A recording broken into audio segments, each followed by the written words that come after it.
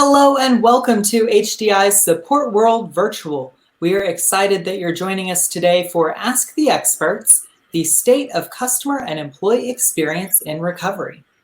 HDI, Smarter Service, Better Business. I'm Andrew Gillum, Associate Analyst at HDI, and I have a few housekeeping announcements before we begin. If you experience any technical problems, please refresh your web browser. I encourage you to ask questions at any time during this webcast. We're here to answer your questions today, so get those in. Just click on the Q&A tab in your BrightTalk window, and we'll answer as many as we can during today's panel. Today's discussion will also be available on demand shortly after the completion of our live event. You'll receive an email reminder once it becomes available. And thank you to Zendesk for sponsoring today's virtual event. And on that note, we have Brian Harris joining us from Zendesk.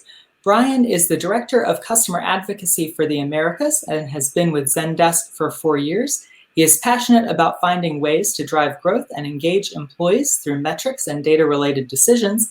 He has helped shape the current support structure that Zendesk utilizes based on considerable past experience in both software development and the ITIL-heavy distributed IT support space at the University of Wisconsin-Madison. Thank you for being here, Brian. And I understand you want to share a little bit about Zendesk with us today. Yes, thank you so much, Andrew. On behalf of Zendesk, I want to thank everybody for being here, both the panelists and those of you viewing. This is really an exciting discussion to me, not just because of the actual situation we find ourselves in, but just because this is kind of the root of how you have customer interactions and engagement and really drive forward your business, whatever it may be, forward into the future. And I just can't wait to share more with my fellow panelists and look at this from our own perspectives. Wonderful. Thank you for being here, Brian. And we're also joined by Gina Montague and Doug Tedder. Gina Montague is passionate about staff development, process improvement, and creating positive employee and customer experiences. Gina has over 25 years of leadership and service experience and is proud to have a career in the support industry. Since 2010, Gina has had the honor of leading the award-winning support team at Infinite Campus, the software company that is transforming K-12 education. Gina is a presenter at national conferences and other industry events, sharing her lessons learned on a variety of topics related to the employee and customer engagement. Gina has also been an active member of the HDI Minnesota local chapter since 2003. And we're also joined by Doug Tedder. Doug is the principal of Tedder Consulting LLC, a service management and IT governance consultancy. A recognized thought leader, Doug's passion is helping and inspiring IT organizations not just to be good, but to be great.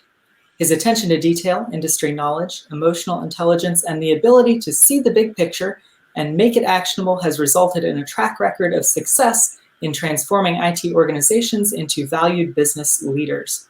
Doug holds numerous industry certifications in a wide range of disciplines, from ITIL and COBIT to KCS and Verisym.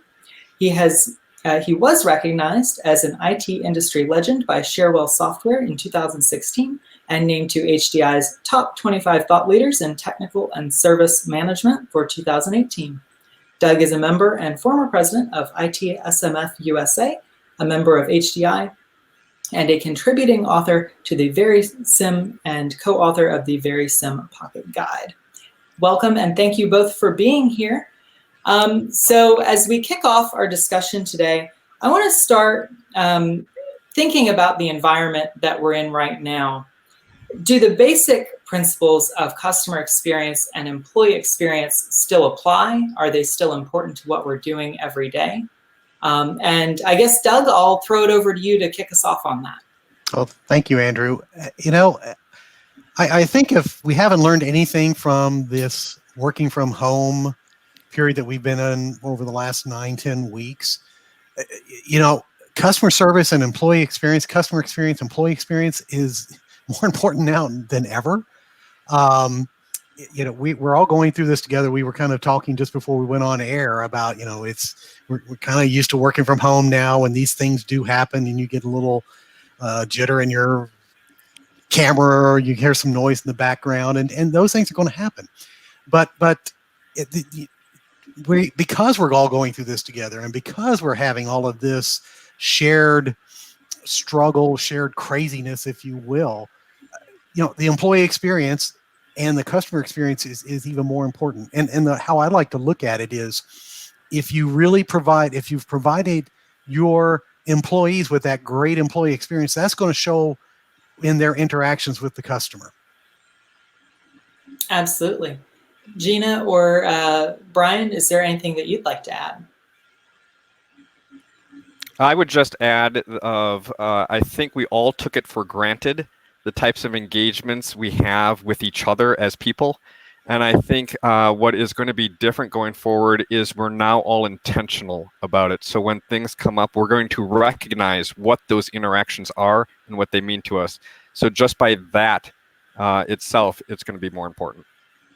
Absolutely. Not only do we have to be intentional now because we aren't going to have this interaction in passing like maybe we have, but I also think this is a great opportunity for us to be really deliberate with that intentionality and how we're communicating. So Gina, you are a really great expert on employee experience and engagement. So I'm curious, what are the unique challenges to keeping employees engaged right now? Have there been any hurdles that you've had being outside of the office? Yeah, and for us, our team was 100% in the office. We could, TC as needed. You have a package or, an appointment and whatnot. But for the most part, we were together in the office. And so when we we're kind of all of a sudden we're all at home. The good thing is we had a strong team to begin with. And so, you just try to focus on getting those same things coming forward so that the employee experience, but, my focus was, what do you guys need? Right now we're working in a whole new way. And when we used to work at home before, occasionally it would be like, make sure your dog isn't barking. It's a quiet environment. It was all about, yes, the customer experience and the employee experience. But as soon as we shuffled, it was like, you know what, it's okay. It's okay if your dog is going to bark or the kids are going to be there, because that stress of that, oh my gosh, I'm used to working at home at times, but I had to maybe have this pristine work environment, and that's gone.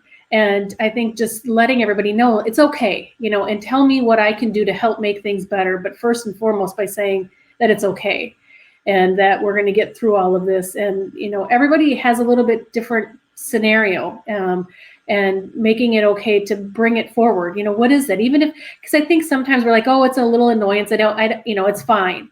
But I think just making a safe environment to say, it's okay. Tell me what we need. We might not be able to do it all, but sharing, even if it is a little thing, to make the day a little bit brighter. Absolutely. Doug, do you have any thoughts on that? Unique challenges keeping employees engaged as they're working remotely? Well, to Gina's point, it's not okay to have your dog bark. It's even to have your dog appear on the camera with you. So I think, that's one of the big lessons learned, but keeping them, keeping employees engaged, back to Brian's point, there was a lot of things that we used to take for granted when we were in the office environment, a quick trip down the hall or meeting in the break room. We don't get to do that anymore. And so, it's important to, back to Gina's point, ask what they need and deliver it. Don't overcompensate, because we're still individuals. But as managers and leaders, it's important to give each employee exactly what they need in that regard. Some employees like to have a little better conversation, so be intentional about that. Schedule time so you can check in with them very frequently. Others, once a day is good enough. Once every other day, good enough. If they have an issue, they'll raise their hand. And so we have to have that flexibility, but at the same time, keep everybody focused and motivated and focused on the same kinds of outcomes. I think that's the second piece that we've kind of learned from working from home. It's no longer 8 to 5, right? Kids are at home, significant others home, the dog's barking, deliveries happen. As long as I'm hitting my targets, and if I start at 7, as long as I'm taking care of the customer, and I might have to flex a little bit and end at 6 to 9 versus knocking off at 4:30. That's okay, as long as we're hitting our targets. Of course, we have to continue to take care of the customer, and we have to continue to focus on that. But let's be human. I think that's the biggest thing that I think that I would add to this. Gina, to that point, have you done anything differently with regard to workforce management and scheduling? Have you learned anything interesting about this time, and has that changed your approach at all? Yeah, and kind of what Doug was saying too is, we have some people that needed more flexibility, where others could stick to their hours. And, finding that out and saying, okay, I'm gonna do some work before the kids wake up. And then maybe I'm going to take a longer break in the day and then come on at night. Now, for us with our customers, our busy time is like from 9 to 11 a.m. and with our call volume. But we also have staff into the night. And so, we are able, unfortunately, we can staff, and where we have probably, I would say maybe 20% that needed a flexible schedule. And even with that, some weeks are different.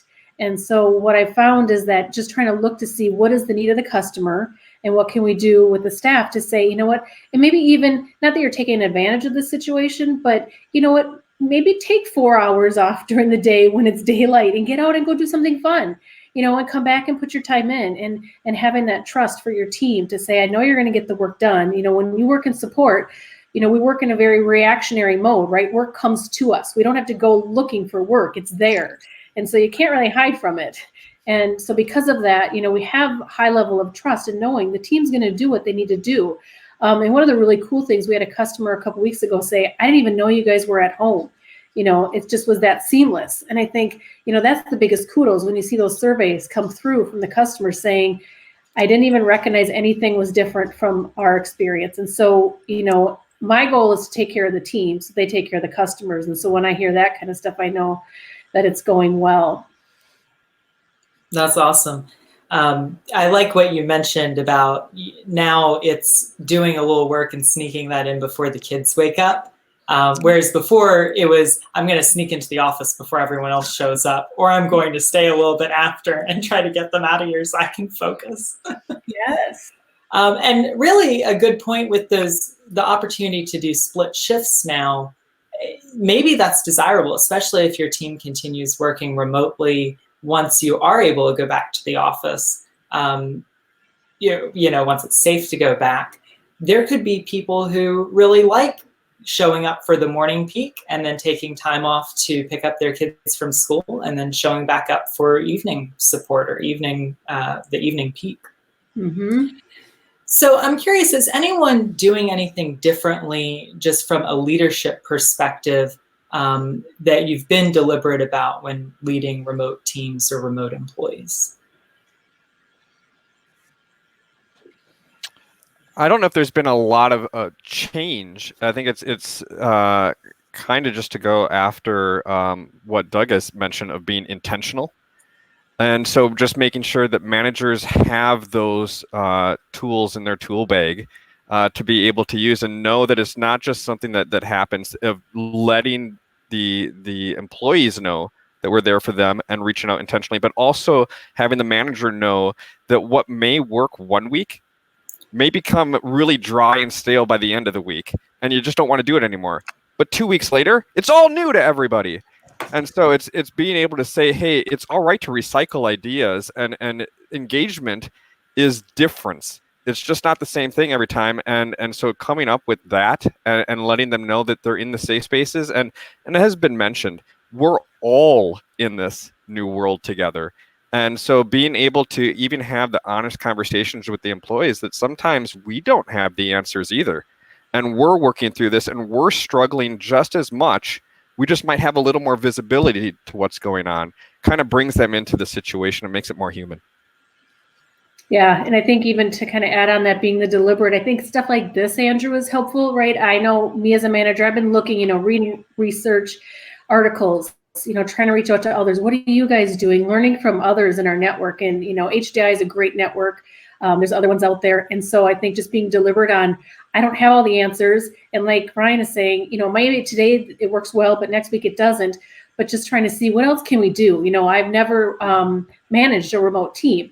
And so what else can I learn from this? And I don't know that there was any big like, ooh, wow, let's do that. I think the biggest takeaway was the trust, right? And that I trust my team when they were in the office. Why am I going to suddenly not trust them now? And I've had people say, I feel like my manager's calling to check in upon me, and and I want to check up on them because I care about them.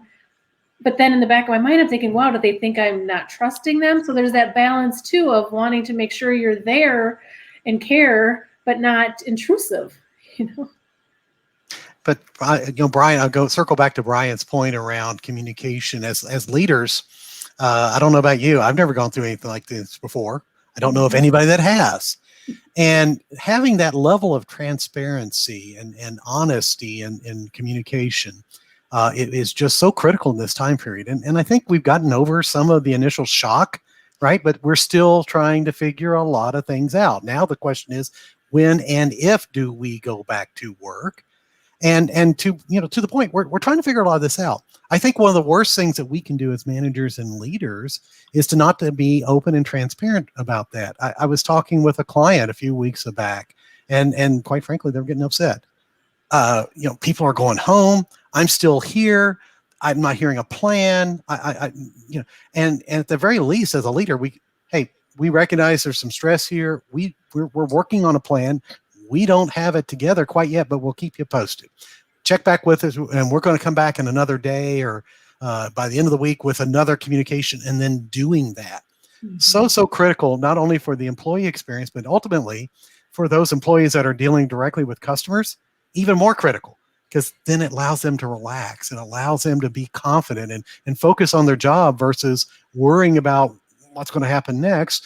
My leaders have my back. I can trust them. They're trusting me. So I think that's a huge component about a leadership lesson. If we didn't know it before, now's the time to learn this lesson. Open and honest, transparent conversation, admitting that you don't know everything, and including your employees to come help you work through it. Magical stuff. Mm-hmm.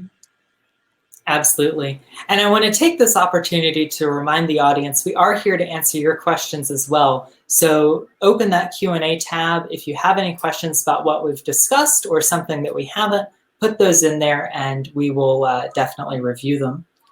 So I want to pivot just a little bit here and talk about what role does IT play in the employee experience of a remote workforce? Because technology has enabled us to have a remote workforce. What do you think is IT's role in that? And I'll start it off with you, Brian. This has been an interesting one for us. Just in the AMER regions of North and South America, I have employees in 4 different offices in 3 different countries. And every country has different rules right now. And globally, we have 12 different offices in different countries. And in one country, they locked down everything completely where even mail was not going out. So as we had new employees started, we couldn't get them laptops. Nothing was allowed. And so how do you start an employee when they are issued no work computer? Things like that has come up. So I think IT has taken on a role right now of not just the hardware side of it, but also that process workflow that isn't with computers. It is with the policy making and making sure that things are going to be okay, because it was great what Doug just said of the remove the blockers from the employees, because what we've heard from our employees, everybody is concerned about the world. They're less concerned about the job. And so making sure that the job is their safe space. So the role of IT to us right now is that make things seamless and as smooth as possible so that employee just works. And I think the IT job has gotten much harder because everything is remote and you can't just touch the computer in front of you always for an employee. And so I think that you have to look at your supply chains. You have to look at the local countries that you're dealing with and seeing exactly what the landscape looks like. And it's very different than it used to be. Yeah, I would agree. I think IT, well, there's a couple of thoughts coming to mind. First of all, if your organization or you feel like as an IT professional that people didn't understand the importance of IT, hello, right? Look what has happened over the last few weeks. Literally in the space of 24 hours, We went from a normal working environment to working remotely. And technology had a huge role. Understatement of the year, right? Technology had a huge role in that. So if you didn't feel like you were important before as an IT professional, guess what? You are very important. The other thing I would also say about technology, though, is the customer experience or the employee experience is so much around the culture of the organization. And I've heard Gina say this several times in her responses. I trust my employees. My employees trust me. We've got each other's back. That's huge. If you didn't have trust before, you sure are building it right now.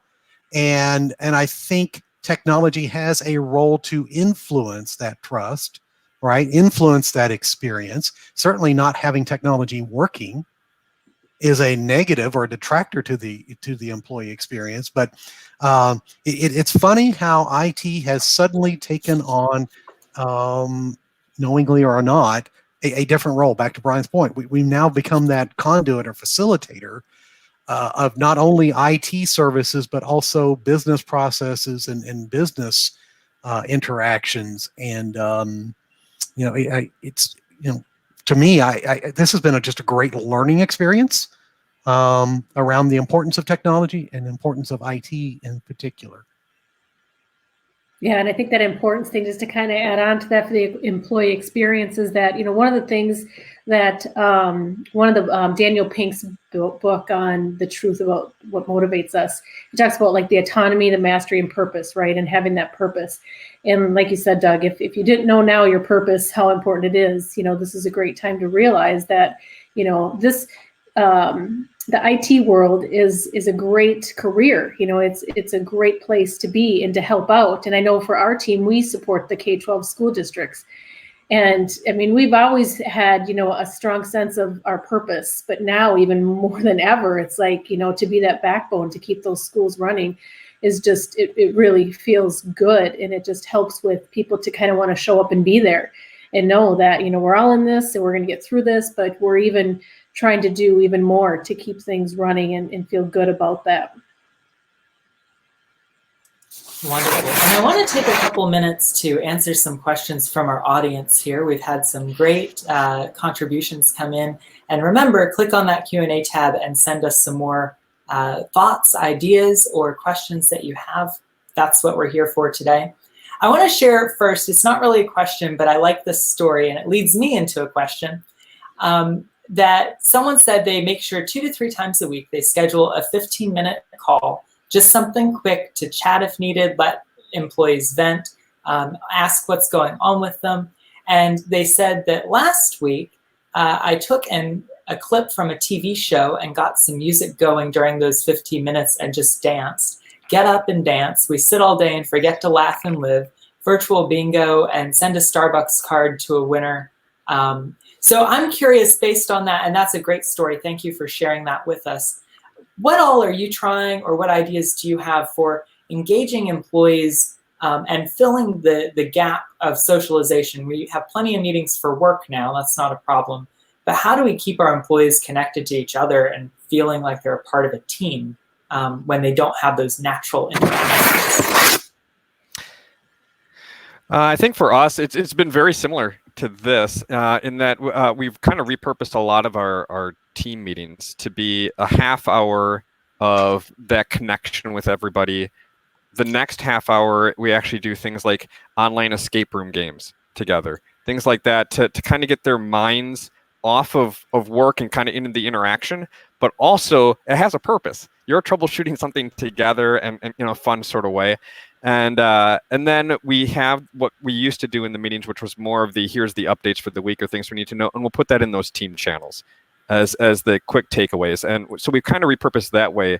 The thought being that some of that fun interaction stuff did happen as you're walking past people's desks, and so it's all right to take that time away officially now in a meeting. So it's very similar to this one, but we do try to keep it loose like that. So what you're telling me is that you dance. Are you going to demonstrate that for us today? You might have put yourself on the spot. Yeah, I like the dance. We were actually just talking about that. Doug said he was going to break into dance for us, so I'm just waiting. Here's your cue. Yeah, that's my cue. A couple of weeks ago, I had, well, maybe it's been more than a couple of weeks ago. I just threw something out on Twitter and LinkedIn. What are you doing? I need to crowdsource some great ideas for working from home, and I got some great responses. I posted it on HDI Support World, and office pools. Because we're missing the social aspect of work right now. We're all away, so we don't have a chance to interact and get to know each other and those kind of things. So we have to be deliberate about it now, especially if working from home.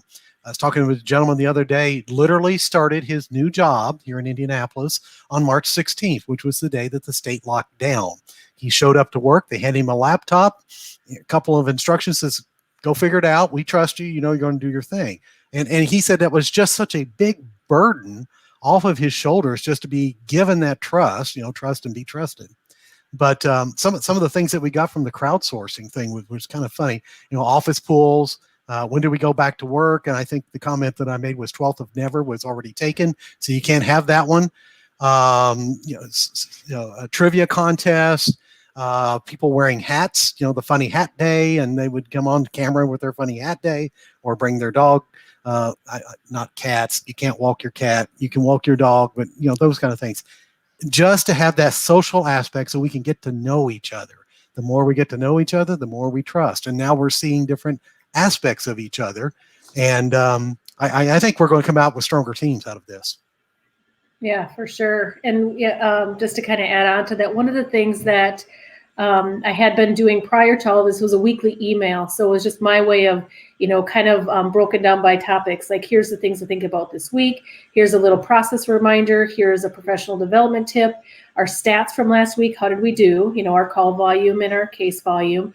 And then I always added kind of a kudos section, quote, and then a picture. And the picture was usually some kind of team picture. And so now they look a lot like Zoom pictures, snapping those. But that was just kind of our way to kind of keep us all together, which I think now that we're remote, I've heard from a few people on the team where it's just nice to have that rather than bombard them throughout the week with stuff. It's my way of kind of consolidating and then just sending it once a week as a recap of sorts, unless there's something important to kick off. And I know when we went remote, it was a daily communication, right? Here's what's different. Here's what you need to know. And then as soon as we felt like the cadence didn't need to be daily, I just moved those into the weekly message. For fun, right away, we started a happy hour every Friday. And one of the nice things is, when you're a support team and we have 40-ish people on our team, we could never really do happy hour together. You always have phone coverage. And so kind of taking advantage of that, 2 to 2:30, every Friday, it's hot and try to be on that call. One of the times we did a, show and tell, show something in your house you made. Somebody showed us how to make a drink. Anything you can do, as you guys are saying, just to build those relationships and see who we are as people. I mean, we spend so much time a day at work that I think it's just important to, work should be fun as much as it should be hard work, but we work. I don't know if that noise is me. Awesome. So I want to just call out, we've seen some other folks share their ideas. I see haircut WebEx in here. That sounds hilarious and also kind of helpful. Funny Zoom background contest. And I do see that a couple people left a little feedback. They want to get off the pandemic topic. Hang on with us. After this question, we will get off this. But I do want to ask something I see that I think is very important here is, how do you handle a boss that tries to keep things normal when they're not, such as need for PPE and distance? Let's ask a panel of good bosses, how would you approach a boss like that? Well, on one hand, I guess, you can kind of try to appreciate that the boss is trying to keep things as normal as possible. Perhaps it's a stress reliever or those kind of things. On the flip side, it's very different. And so I think it's, here's a great opportunity to say, I do have some concerns I'm hoping you can help me with. And just express those concerns. Make it a me conversation. Here's what I'm feeling. perhaps and be very clear about the ask. I really need some help with this kind of thing. Where could I get this kind of help? Is this something you can help me with? Give them a chance, because I think, my initial reaction is the boss is trying to keep things normal and trying to keep things, kind of status quo in an effort to be positive and moving forward, and give them the benefit of the doubt and have that kind of a conversation with the boss. Yeah, I agree. Yeah, I think it's just that stress reliever of you can only control so many things, and that work environment is one you can start to control. So you kind of hold on to it, and sometimes you hold on to it too long. And if you can just do that I statement, like I am having a hard time with this, and this may help me get to that normal state. How would I be able to do that? What are you able to provide? Because really the role of a manager is to remove the blockers, to allow the team members to be able to accomplish the tasks. So if you're able to, and everybody likes to problem solve in some way. So if you can put it into that kind of that problem statement form, it gets people saying, "Oh, I can solve that," and then gets them to kind of meet you in that middle ground. Mm-hmm. Wonderful. So shifting a little bit more toward forward looking, we all have aspirations and hopes and dreams and ambitions when this is over. How do you approach and how do you help employees who may have been impacted by changing priorities, the projects getting delayed or canceled, and how do you support them in their professional aspirations and career development, and help them understand where they can go and how to be successful and productive right now?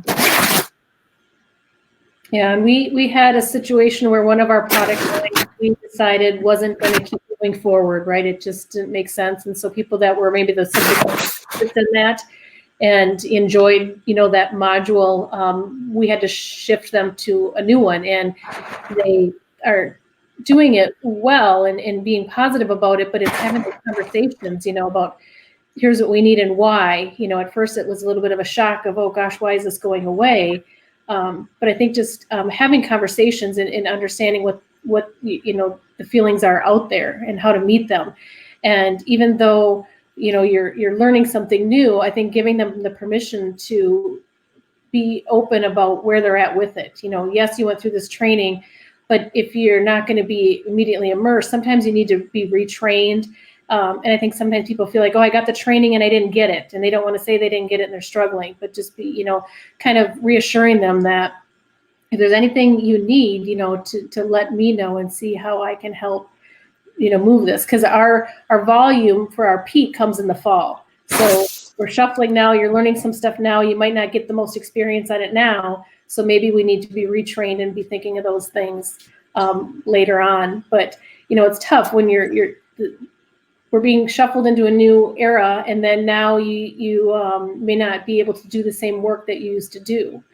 And I think just transparency and open communication and kind of those core things, that we talk about, those trust, the communications, and removing those blockers and problem solving, they come into play so often.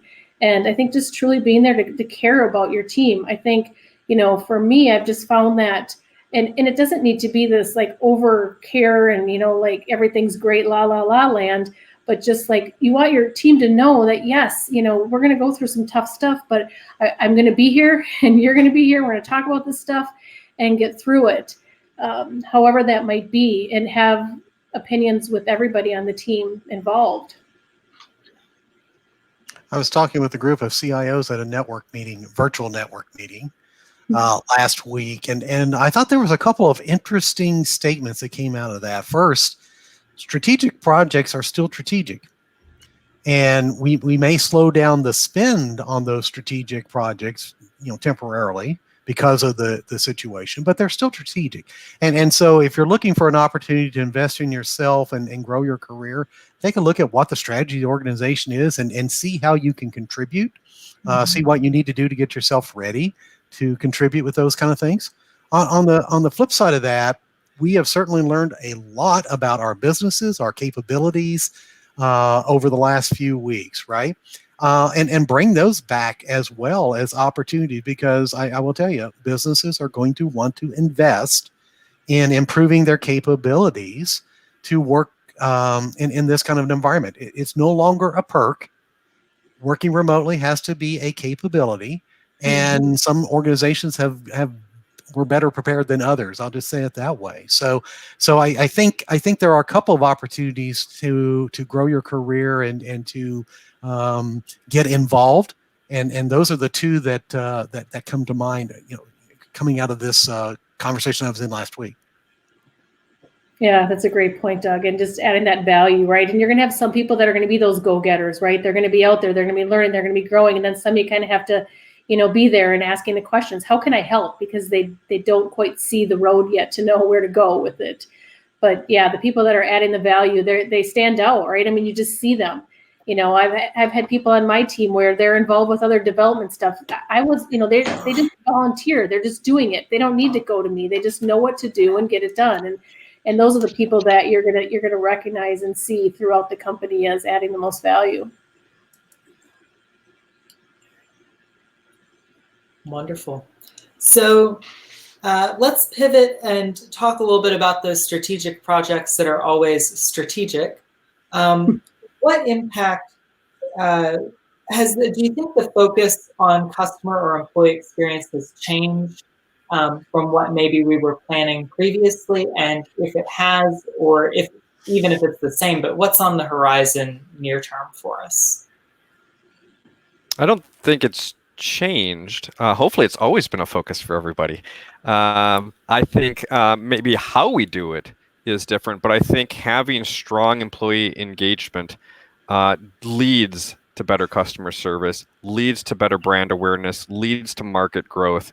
And so hopefully that always is a focus. And if it isn't, this definitely does bring it to light of the steps that you need to take, because and I am going to bring it back to the pandemic, because it's just the life that we're in right now, which is employees are going to remember this. When the world is going astray, when they're struggling for whatever reason it may be, either it hits close to home or it's just the magnitude of it, how is the company standing behind them? How are they engaging them? How are they making sure that what they have is possible? So I think it's really important to actually look at ourselves and say, even if we aren't decision makers in a company, we still are the decision makers for our employees. And being able to say, this is the decision I'm going to make it better for you. And really, this is what I'm able to provide you and support you. And every business is going to answer that differently. But putting that step forward for the employee to show them that the company is there in whatever they can give for support is really what's critical. It kind of takes a village to raise a person. And that's exactly what you want your company to be that you're working for. I don't think it's realistic quite anymore that we work for companies for 50 years of our life, but that's what we all still kind of dream of. And so when you're with a company, you want it to be your family. And if we remember that and say, this is what, when you're with me here, this is what we're going to be able to accomplish together, leads to that. I don't think you can give the employee everything they want, because then you don't have a company anymore. But it is something of being able to bring those employees into those discussions and say, what do you need to be successful in this role, and how can we get you there? Yeah, one of the things I'm hoping that this maybe will help highlight is, so kind of going back to the autonomy, mastery, and purpose. So autonomy, right? People want that. And I think right now when you're at home, it's highlighting that, how autonomous can you be, right? And so I know for our team, we try to create self leaders, right? And you're going to self-manage yourself, and you're going to be autonomous, whether you're in the office or not. But my hope is that a lot of companies will take a look at this and realize that there is the trust there, to build those autonomous teams, to build those leaders on your team, right? You don't have to be a manager to be a leader. And so I think if they kind of take a step back and go, you know what, let's look at those leadership skills that we have that we can help and grow within our teams, that maybe this could maybe highlight that it's possible, that we don't need people there micromanaging every little thing. Well, and to Gina's point, that's one of the satisfiers that leads to a good employee experience, is having that space to do work that you feel like is meaningful and productive, and not only allows you to showcase your skills, but also gives you an opportunity to learn and grow. So it's really starting. I'm starting to see a pivot in things that I'm reading and seeing. No, people aren't spending their lifetimes at jobs, but yet employers are trying to measure the impact of employee experience by retention rates. You know, we want to keep our good people. It costs more to get a new employee than keep a good one. And so I'm starting to see a shift again. Are we shifting now toward longer tenures at organizations, when organizations recognize that good employee experience is going to lead to better customer experience, is going to lead to a better organization overall? So I see a shift here, and maybe this is what kind of points us in a different direction now that we've seen that we are successful in working from home, and we overcame what little technical glitches that we had, and things are working. We're moving forward. So I'm excited about what's going to happen over the next 18 months or so. Yeah, I think for us, it was almost a recycling of some of the ideas that we've had, but just haven't brought at the forefront. And for a couple of years, we've had it where the formula written on most of our whiteboards at work was people are greater than process and technology. So whenever we went into a situation and said, how are we going to solve this? We first looked to see, can it be solved by humans? Because that is going to be the best thing we can possibly do. And only after we knew that it wouldn't work out well for the humans involved did we look to see if there was a process or technology thing we could bring in. And we've kind of taken that and used it for that customer experience and said, a lot of the information we're getting from customers are, they don't know what their own landscape is going to look like. And so how can we utilize that formula and help them achieve that? And create that connection, and remember that humans are what's driving all of the business and all of our engagements. And can we get the process and technology to be seamless and not remembered? So all of our thought power is actually spent on the human equation, because that is the good story in the end. Is if we're thinking about each other, that's where we're all going to win. Mm-hmm. Absolutely. I'm sorry. I was just going to say it. I think the thing though that we are landing on or heading toward is let humans do what humans do best. Think, innovate, feel, create, dream, right? Let the machines do that monotonous password reset stuff, right? That's move on. Let the machine take care of that kind of stuff. Let that, when the process is so well known, let it go. And let humans go do the human thing. Mm-hmm. And I think that's critical. And now we come back to that enables a great customer experience, because sometimes I just want to browse and reset and, let me do it, and let the machine in the process do it. If it's something that requires a human, they get the human involved, because we've got the creativity and those kind of things. So that's how I kind of see this. And I think these last few weeks, we've done years of transformation in a matter of weeks, just to kind of get us to that point. Mm-hmm. Definitely. So I'm curious, do you think that any customer or even employee expectations have changed recently? And if so, do you think those changes will endure with us even when things are back to normal? I think we have a new normal. I don't think we're going to go back, right? That genie's out of the bottle now. That genie's not going to go back in the bottle. I think we have a great opportunity to form what is that new normal. We recognize that we can get our work done and still be flexible. And it's, a few years ago, we were talking about work-life balance all the time. It's life-work balance. We got to fit work to our lives, and if that means I'm working from, it's no longer a perk. I'm still getting things done, but I need that balance to take care of the kids or run an errand or those kind of things. So I think we have an opportunity to form the new normal, and technology has a huge role in it. But I think what we're going to find out of the new normal is we become more human.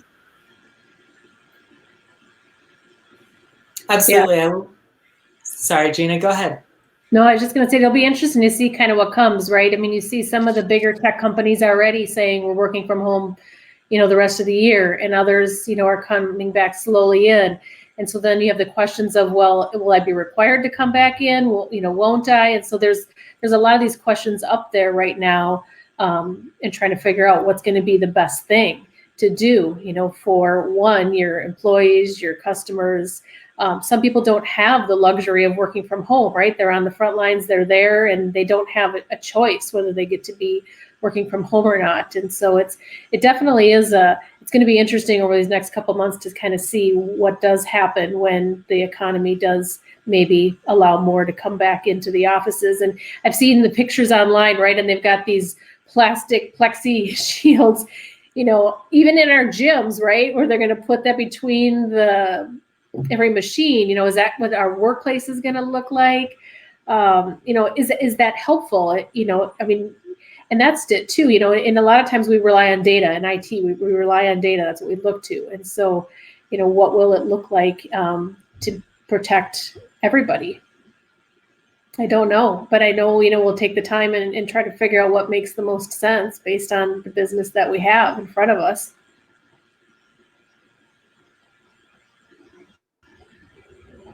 So with that in mind, if the new normal is working from home, or if these expectations change and work from home is no longer a privilege, but it's something that people can opt into because they get more done or because they like it better, it works for their situation better, we're going to have to learn how to deal with that from an employee experience perspective, kind of in twofold. So we're going to have to worry about our own employees in IT, but if we're doing internal support, we also have to worry about the employees that we serve and how IT fits into their employee experience. So what does that look like for a remote workforce?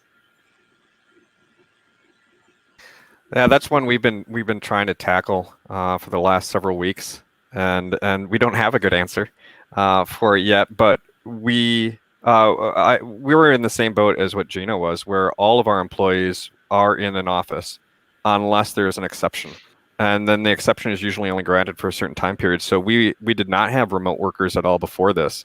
And then when we went to remote, there really was no drop in productivity or business, and so we were able to show the business that it is possible. And we see introverts performing much better right now in productivity, and extroverts not. And so it's actually flipped of when they were in the office of who our top performers are.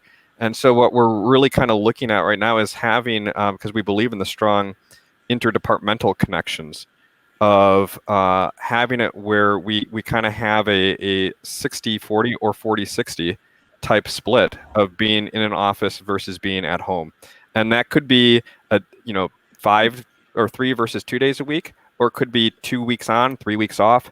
That part we're still trying to work out, but we are trying to say there has to be some expectation of getting together in a physical manner when it makes sense. So not right now, but as we get there, what is that going to look like?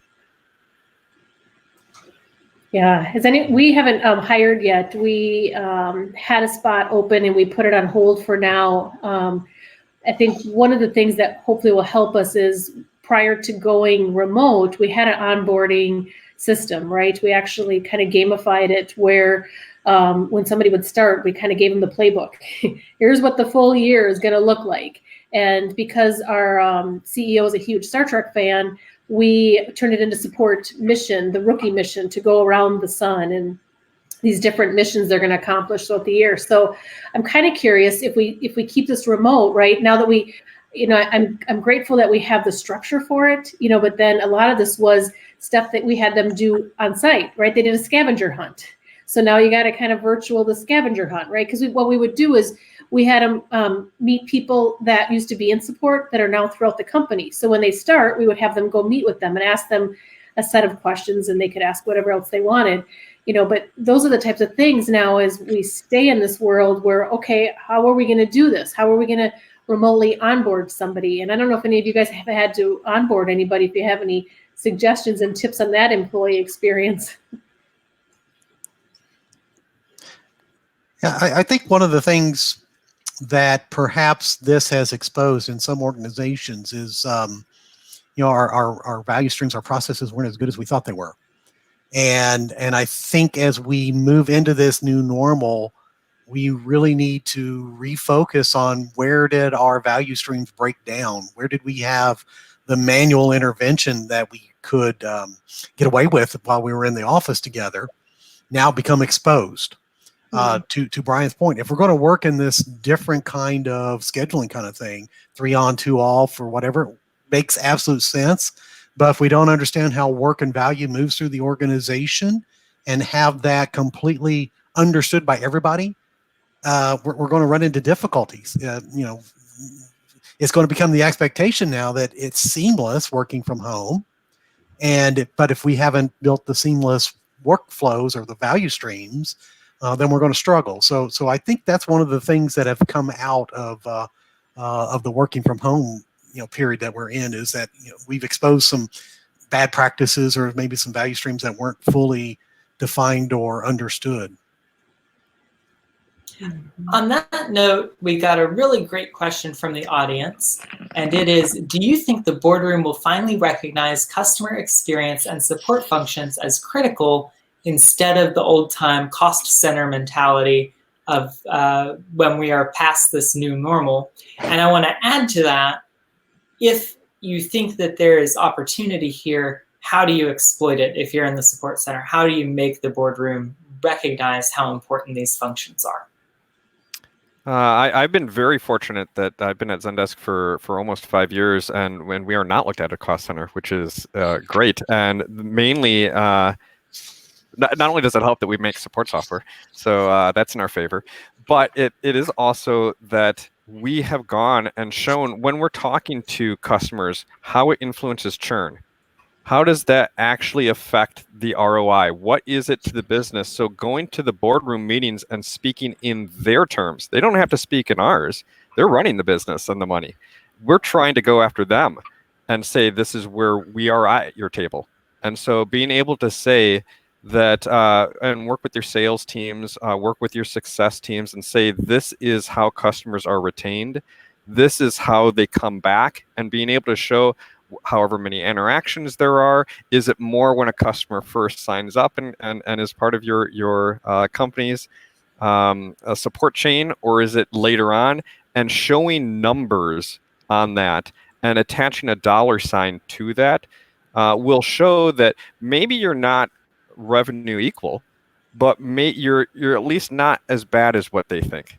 And then getting to that stage where you can say, and this is how we help. One of the things that we've done internally for a long time was, and we're heavy users of Slack right now, we have internal Slack channels set up, and we man those as if it was external support.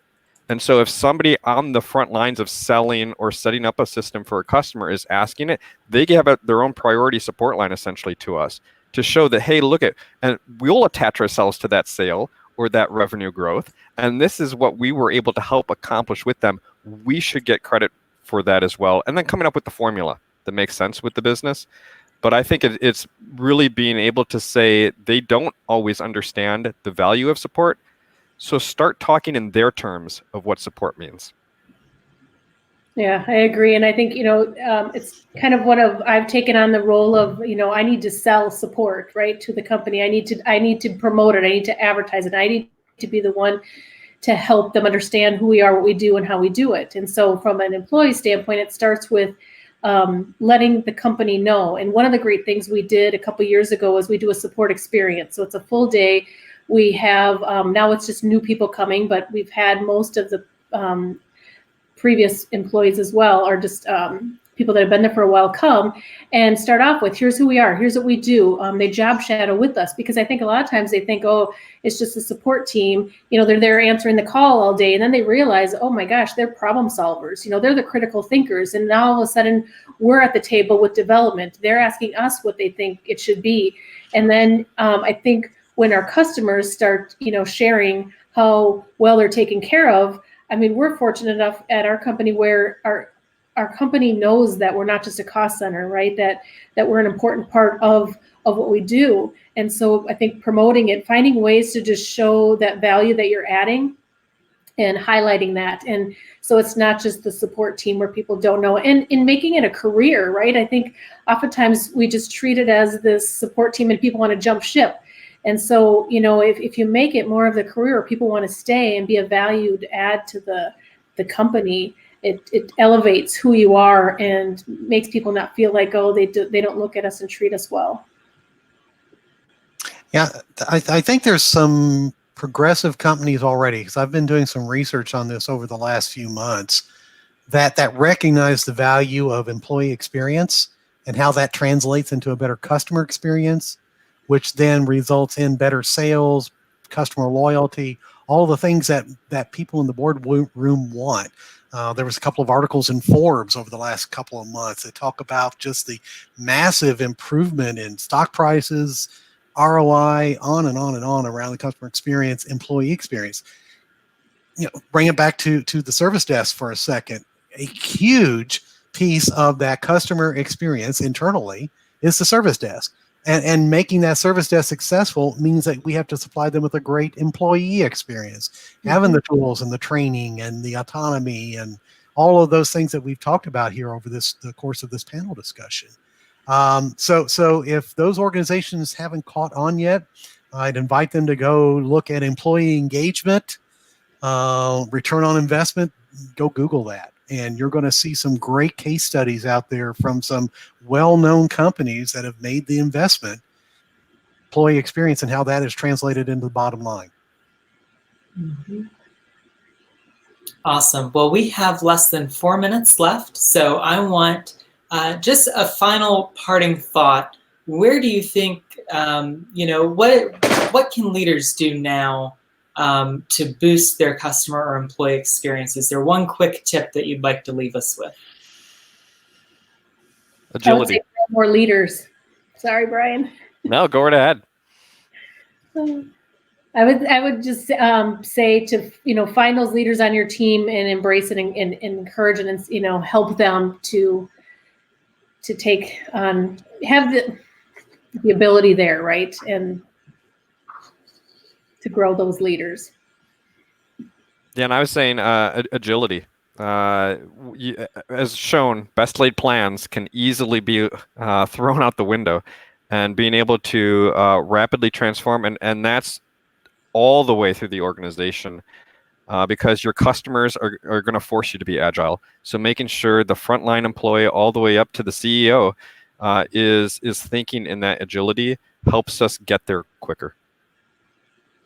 Yeah, I guess my tip would be trust and be trusted, right? You've got to trust your people, and in return, they will trust you. And that's probably one of the bigger things you can do to drive a positive employee experience. Mm-hmm. Wonderful. Well, thank you all for that. And I want to thank our audience. They have been sending in all of these great comments and questions to us throughout the hour today. It just flew by. So I am giving the audience a hand. And thank you to all of our panelists for joining us today. I found it really insightful, and it was a fun hour that flew by. So this concludes today's session. Thank you for attending Support World Virtual. This webcast is copyright 2020 by Informa Tech. The presentation materials are owned by or copyrighted by HDI, which is solely responsible for its content. And the individual speakers that joined us today are solely responsible for their content and their opinions. Have a great day, everyone. I hope that you will join us again soon. We have more panels coming up in just a short time. Thank you. See you, everyone.